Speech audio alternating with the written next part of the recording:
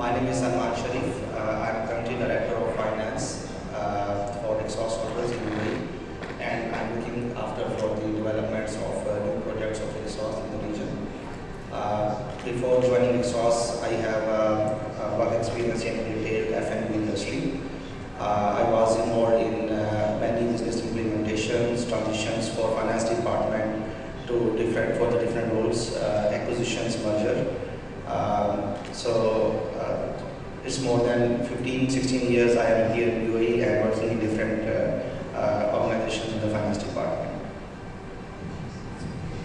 Thank you very much for having us 182.0 conference organizers, and thank you for you to have us and give opportunity to express our opinion. My name is Sidra, and I'm a chartered accountant by profession. So I'm also experiencing here for the last 15 years on a couple of the areas. My experience is a little bit vast and diversified. I've been involved in many of the corporate trainings, developing advising on the corporate structures, effective capital structures, reporting structures, and advising the clients also that how they can convert their strategic vision into the financial results.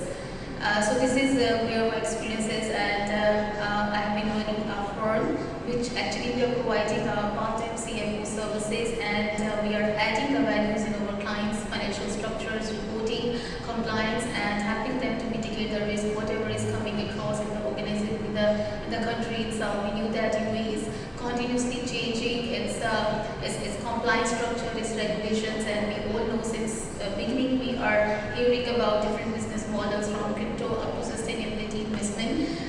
So this is where we help our clients in understanding and in coping up the risks and to help them to develop the structures to really keep them aligned to the business objectives. So since morning we were talking about technology, about Bitcoin, wallets, crypto, fintech. So that's what the reason was that we choose this topic, that along with all technology developments, our finance professionals are supposed to develop themselves in order to cope the opportunities which are coming into the market. So business environment is dynamic, it's changing every day, and it's getting more and more complex. So the requirements from the business owners, the stakeholders are changing every day, and they are expecting all the business units to do more and must have the greater job which they were supposed to do. So finance as a department are already playing a role in this dynamic scenario as a finance business partner. So thanks to the finance business partner role of finance, all the businesses are already getting the strategic visions, getting the future understanding about where we are going and how to have a better control of the entire business environment. And along with the finance business partner role, all other departments of the organizations are getting aligned to meet the future objective of the companies.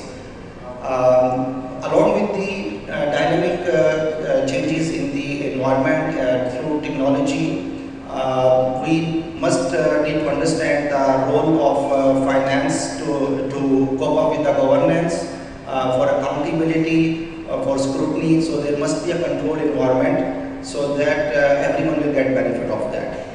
So basically, finance business partnering is a rhetorical device designed to change the internal and external perception of the organization.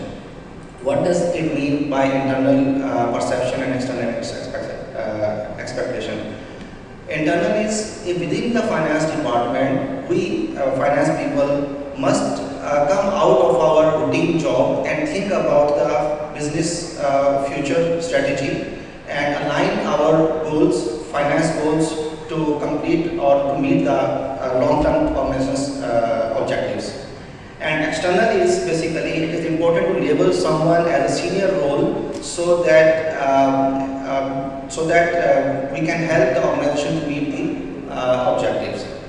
So today's discussion will be actually will have four major areas we have divided. Number one is that why only finance business partner? So we have listened this term a lot, that finance business partner, finance business partner. Why only finance business partner? And second area where we will be discussing about is that what are the required skill sets to have a finance business partner role. And third area where we will be discussing about is that what are the main hurdles of these skill sets. It's not easy to have these skill sets, and everyone cannot cope those advanced technologies and advanced things. So what are the hurdles in this role? In these skills to have this role basically. And fourth one will be our final conclusion statement based on our experiences. We are in practice for many years, so we have seen that how people take the new challenges, what are the hurdles, and how to cope of those challenges basically. So there will be final statement. So I will be moderator and will be starting asking questions from Sidra about all these four areas, and will be adding value in that as well. So my first question to Sidra is that why we have only finance business partner? Right. So actually, when we were developing the structure that we want to discuss today, so myself and Salman, we were discussing the challenges which he has faced during his tenure, and which I have faced during my clients serving across different industries, across different countries. So we come up with the thing that why finance can only play a business partner along with investors. So I must say that this is due to two reasons. One is that finance has the required capability to understand the diverse involvement. They are the one who actually understand that external stakeholders and who are the internal stakeholders.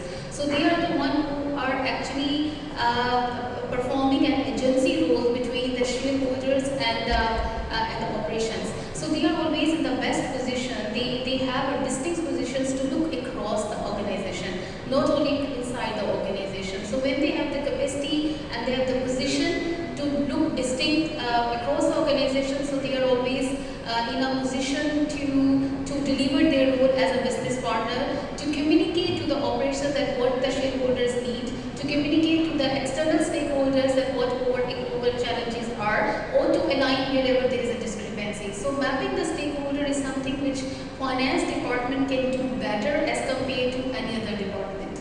Of course, it comes with its own disadvantages also, because when finance professions are working with the business, so it comes with their own risk, which we'll be discussing in the later part of our discussion. But mainly due to these two positions, due to their agency relationship and due to their distinct positions. I will explain it in a way that all the processes in the organization ends at the finance. So they are the terminal users of the processes, they are terminal of the processes. So they are the one who actually best advise if they understood the business involvement, if they understood the technological changes. They are the best to advise on how the process should look like and how to improve it, to align the strategies and to keep the organizations focused on to deliver the strategic objectives.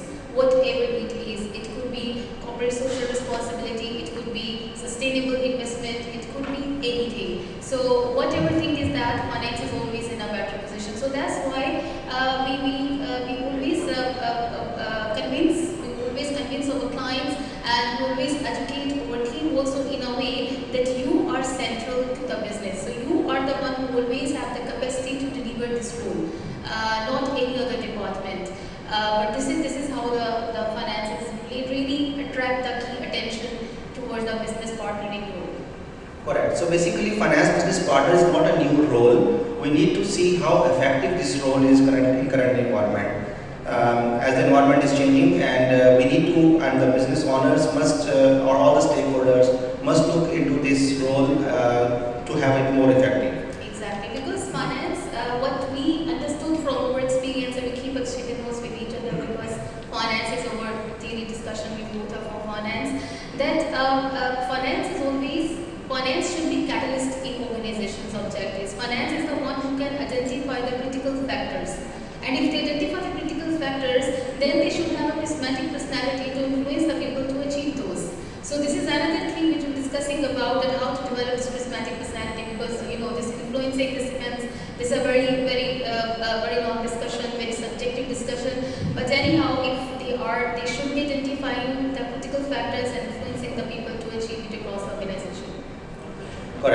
So on the other day, I was reading a survey on the finance business partners where more than 150 CFOs have taken the participation, and the result was that more than 52% of CFOs' opinion is that there is a lack of skills in market for the finance business partner role.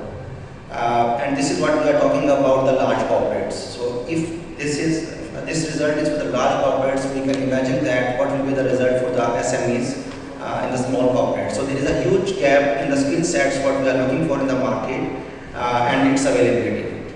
So basically, my next question to Sidra is that what is the required skill sets to have this finance business partner role? What as a finance we should look for and improve our capabilities to perform this role basically?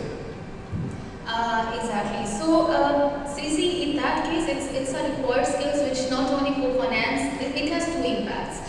First is that finance people should be developing those, and the other aspect is for the HR, because they are the one who will be onboarding the business partners, who will be realizing the need to have those, and who will be convincing the operations to have this budget allocated so that we can have the business partners even on the board discussions or even at the organization level. So I will actually broadly I categorize it into four parts. One, definitely leadership and management skills. The second thing is that to have a comprehensive business understanding. The third one is commercial understanding of the business or negotiation and ethics. Without ethics, we being finance partners cannot discharge our roles. So we'll be taking care of it. And the fourth one is our communication.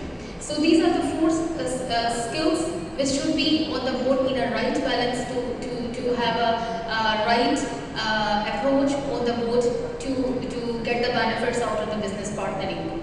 So I will explain first, we will discuss about the leadership and management skills. So actually, just like another senior role, we cannot deny the need of having the proper leadership skills. And this is again, just like discussed earlier, this is a very much subjective discussion that what constitutes a good leader. It really depends upon the management style, it really depends on the quality of the people you have on board. So it's really adapting that what need to be done. It's really about trying and testing. There is no set rule for having a particular leadership style or particular management style for effective business partnering. But we cannot deny the fact that we should have this as an essential skill to be a business partner, leadership and management. Second thing which is of very much interesting to us, and this is over most of the discussion about to gain a comprehensive business understanding. And as we discussed this morning, just like Salman introduced that, we have been talking about crypto, we're talking about fintech, we're talking about digitalization, we're talking about removing the humans that hold from the processes, moving everything to the Web3. There are many things coming up and of course going on. So along with that, very important is to how to gain a business understanding. So an effective business partner should have up-to-date knowledge of all of the business developments, no matter related to the new products, product innovation. There is a need to know more. There is always a continuous professional development. There should always be what I should say, the right mix of the compatibility in terms of IT also, because finance and IT both are integral pillars of an organization. I think that IT and finance should work together always to improve the process. But of course, in a dynamic environment, there is no single solution to get the business understanding. It really depends upon person to person. So this is something is very important, that it's up to one person's own capability to keep it updated every day. So business understanding is very important to deliver an effective business partner role. So So basically, business understanding can come from different ways. It again all depends on the person to person. There could be formal trainings or industry research. We can also look for. We can go to the different departments and understand what they are doing and how they are doing. We can have informal communication channels. So, but we need to come out of our comfort zone. Basically, I have seen many of our finance professionals are sitting from morning 9 to 6 in the department and just doing on daily tasks. But they need to come out, discuss with other departments, discuss about management, and get more and more information what's happening in the organization, what's future plan, how we can help the organization to meet that future objectives. So this is very important, to come out of the comfort zone, basically. Exactly. And then the third part, which I discussed, is the commercial negotiation. I think an effective business partner should have an excellent negotiation skills also. And negotiation skills cannot come if one does not have a commercial understanding. So it's very important to have a legal understanding of the business, legal understanding of the environment in which the business is operating. So it's very important to keep yourself updated, and negotiation strength is something which you cannot deny on. So of course it starts from the strategic up to the ground level of the discussion. So it's really important. So when we say that, say negotiation strength is something which, for example, if there is an investment project which is not delivering the required rate of return, so finance professionals should not be suggesting only not to go for it because it's not striking the required rate of return. We should be looking more than that. We should be looking into that how to achieve it. If there is a reasonable approach, if there is something which we can do to help the operations to achieve it, so definitely we should be open towards it. So we should be looking across Excel sheets which we used to produce, the business models which we used to produce, that this is not touching the required rate of return, so it's out of the box. No, it's not the case, because this is where the comparative edge is coming to the investment companies. So we'll be really getting out of our comfort zones, and rather than just striking this is not achievable, we should be helping the operations to identify and to achieve those. So this is what the negotiation comes.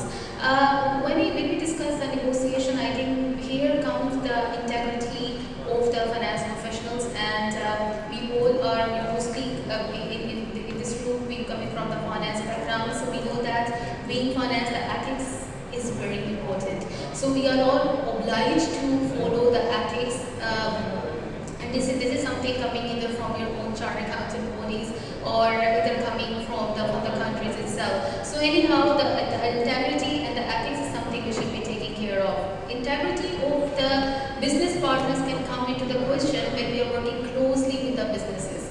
So it's a very much real-life example that when we are closing the years and operation is not able to achieve the forecast numbers or the budget. So here comes the integrity of the finance professionals who are actually closely working with the operations. It can come under the pressure. So now in that case, what is the solution? How the finance, how we can overcome these risks, how we can actually reduce this risk. So what approach we have followed that and we have practiced it, and it does work, of course, for the organizations, that effective business partner is the one who can actually assess the risk of not achieving the forecast before the time comes.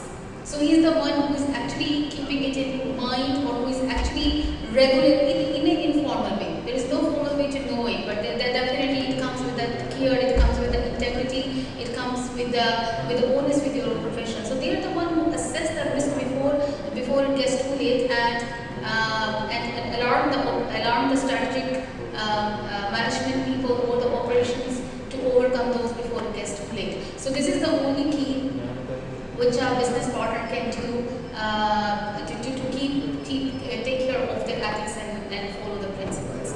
So right balance of the ethics and negotiation skills, I think is very important to be present in a person who wants to deliver his or her role as a business partner. And then, yes, so of course, the last but not least is the communication. I think that without clear communication and without effective communication, no matter how good you are analytically, how strong you are in terms of business understanding and how strong you are in terms of negotiation, but if one fail to communicate it clearly, communicate it effectively, or to convince the people to listen to them, I think that this is where finance professionals can fail. So we really need to work on our communication skills, and we really need to keep communicating, just like Salman said, that we have to come out of the offices, we have to attend the meetings, we have to listen to the people.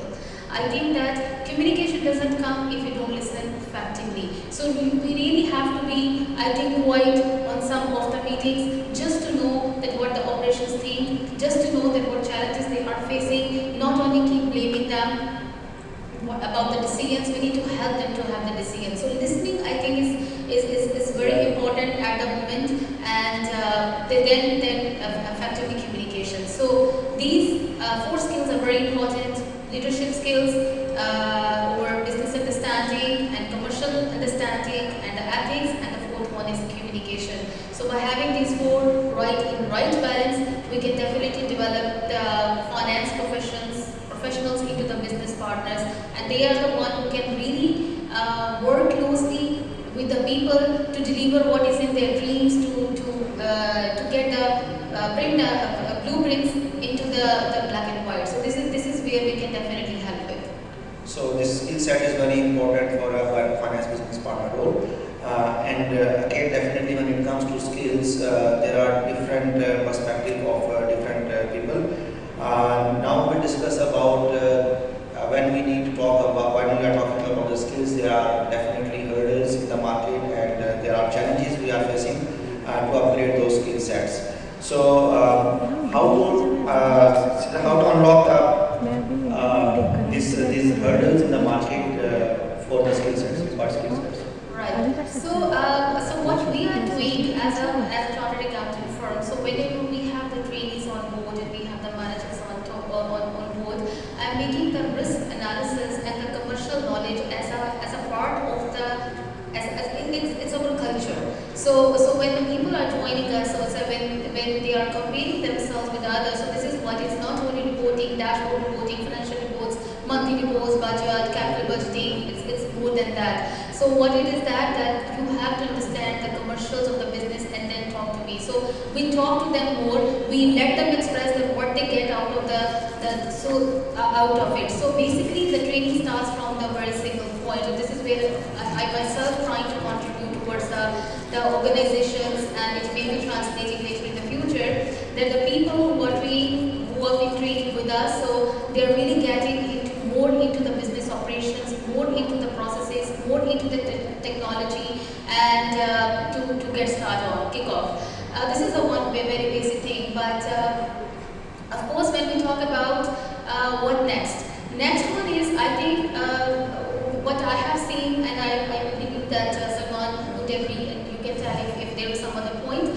So the thing is that the systems and processes. So these are the two things which are really a great hurdle in getting the finance as a business partners, because it's not only single department game. It's about operations. It's about IT. So I think that we need to really work on more advanced IT systems and IT processes and automations to keep the finance people free, and to help them to focus more on the soft skills of the team which they are managing, and to help them to go more into the details. And of course this can be overcome by manual reconciliations, processes and all that, but this will result in a little thing. So this is something which I think is very important, is the core systems and processes are really hampering a person to deliver his or her role as a finance business partner.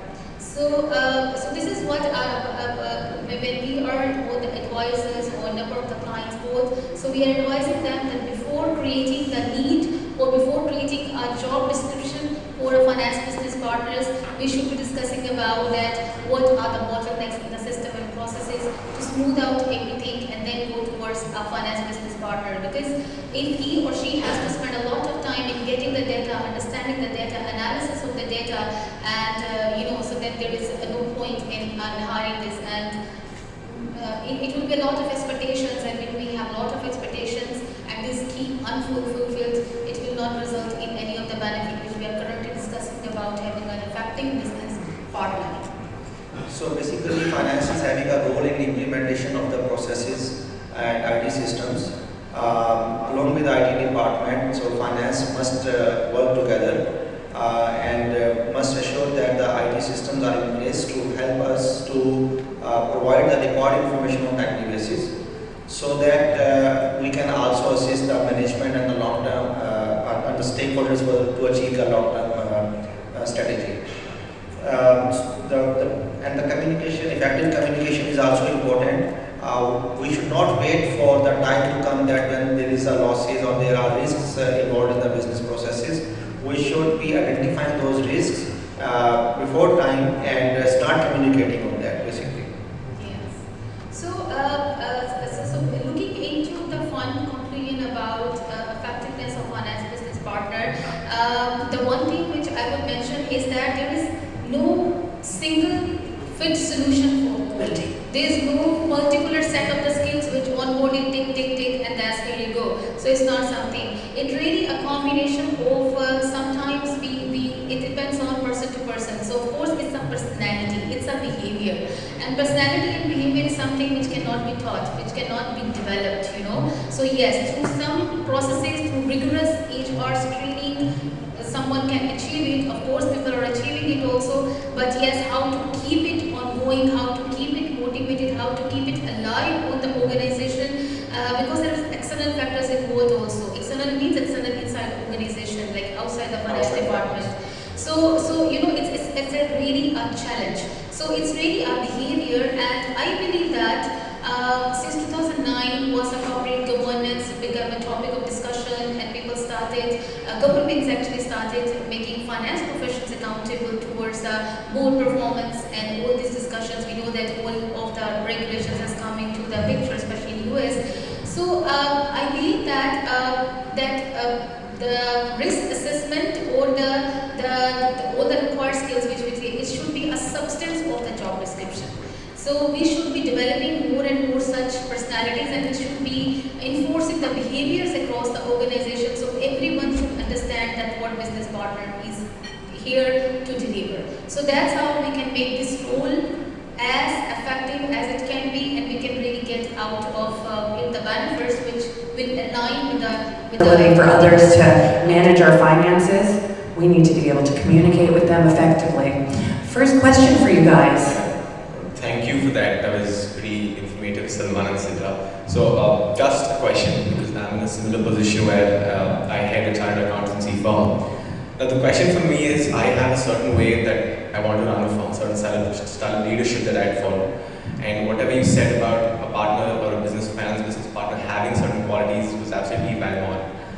But say if that style of leadership that person doesn't follow, maybe him or her, or there's no compatibility.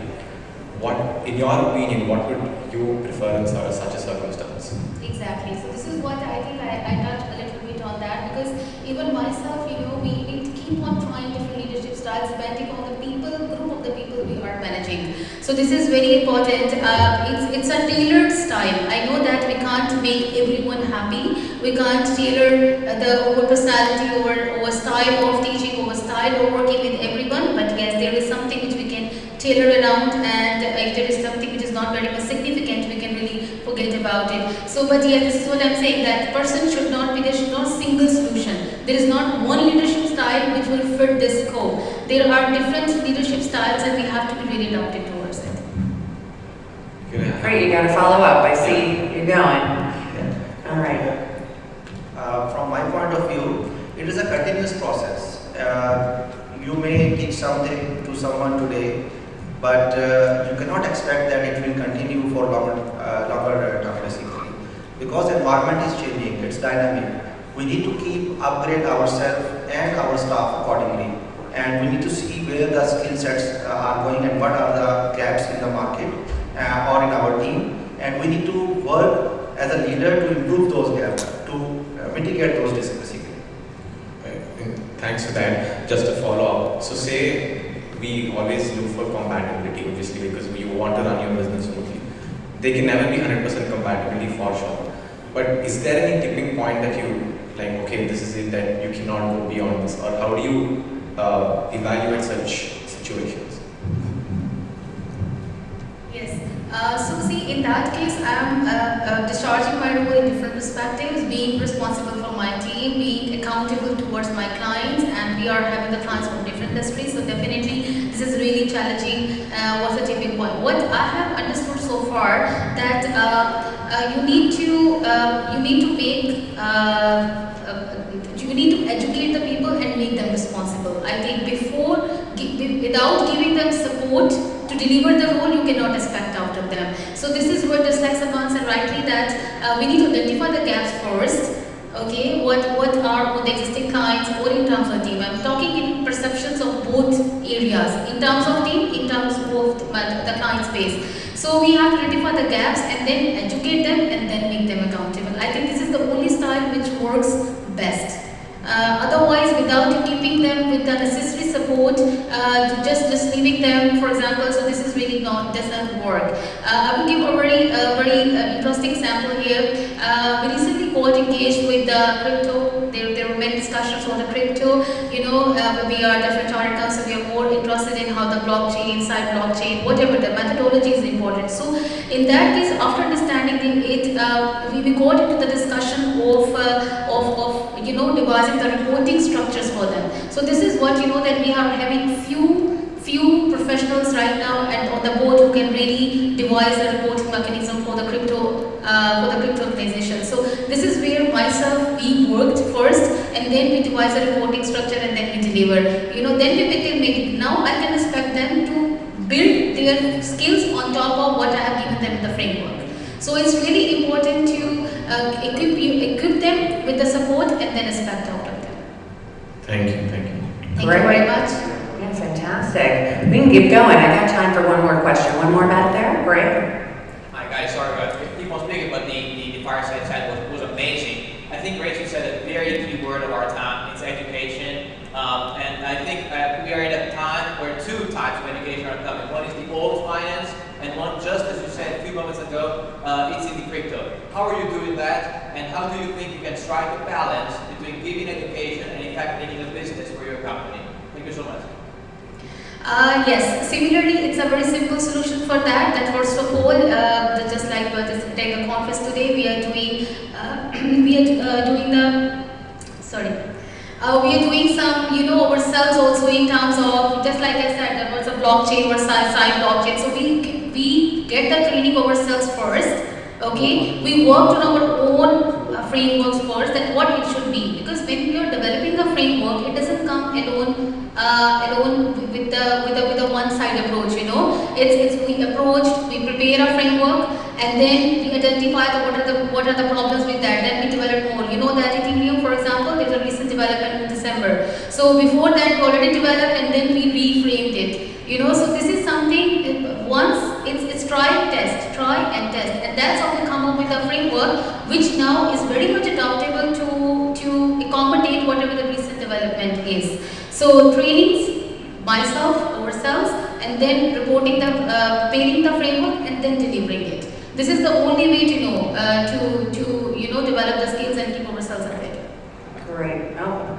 First of all, I think they should also consider education of teaching husbands what you did. I don't know if anyone caught you poured his wife a nice glass of water, gave it to him. So well done. I acknowledge that. So allowing you to definitely answer. Yeah, from my point of view, basically this is the point where for finance business partners, one of the skill is that understand the industry, understand the business. So see, accounting is different. If you know the business, you can have your proper control on accounting. So understanding of the business environment is different and it's very important. And there are different ways for the understanding. We can discuss after this chat in more detail. It's a long topic basically. But again, it's continuous learning and development in that. Incredible. Let's give them